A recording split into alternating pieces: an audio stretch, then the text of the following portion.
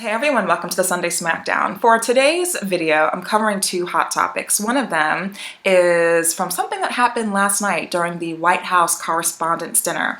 Comedian Larry Wilmore was doing a speech, a routine during the White House Correspondents' Dinner and says something that was incredibly controversial. He first started off by saying, "When I was a kid, I lived in a country where people could not accept a black quarterback."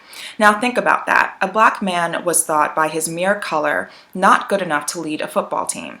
And now to live in your time, Mr. President, when a black man can lead the entire free world. Finish there. Don't continue. But then he follows up by saying words cannot do him justice. Yo, Barry, you didn't my N-word. And he didn't use the full N-word. He used the truncated version of it, finishing with an A. My initial reaction when I heard that, because I watched it live, was I took my fleece blanket next to me and I covered my head in shock.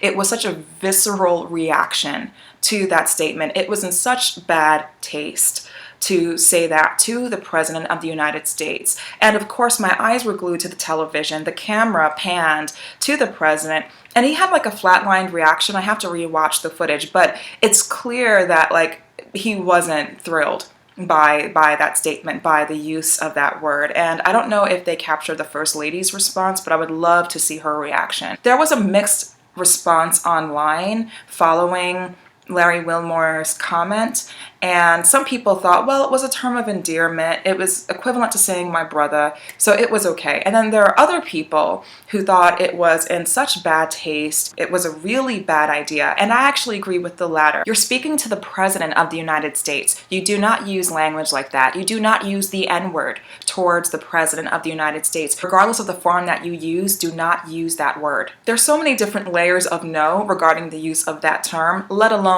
using it towards the President of the United States. But definitely let me know your thoughts in the comments below. And my second topic for the Sunday Smackdown is Little Kim and Lemonade in the same week. I believe in the same week. So Little Kim, I believe last Sunday, posted some images of herself looking quite different than she used to. Her skin definitely a lot lighter, blonde, long hair, and just her features looking a lot different than pretty much her original face, her original features. And people were, of course, shocked by her latest images. People saying Little Kim is not Little Kim anymore. I don't know who that is, but that ain't Little Kim. Of course, people have zeroed in on potentially some self-esteem issues that she's battling with. People also referring to an interview that she did back in 2000 where she said, "All my life, men have told me I wasn't pretty enough, even the men I was dating." And I'd be like, well, why are you with me then? It's always been men putting me down, just like my dad.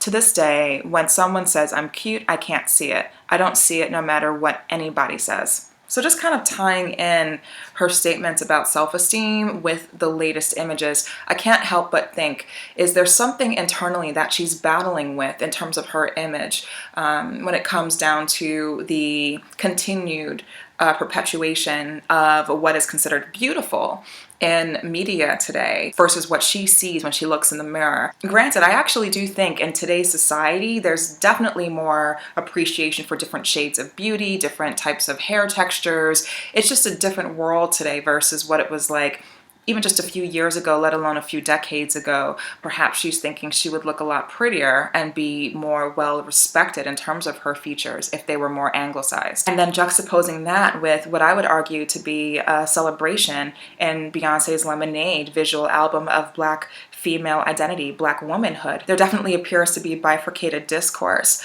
around being a Black woman today. I think it's very easy to separate the Little Kim situation from Beyonce's new album and what both situations represent.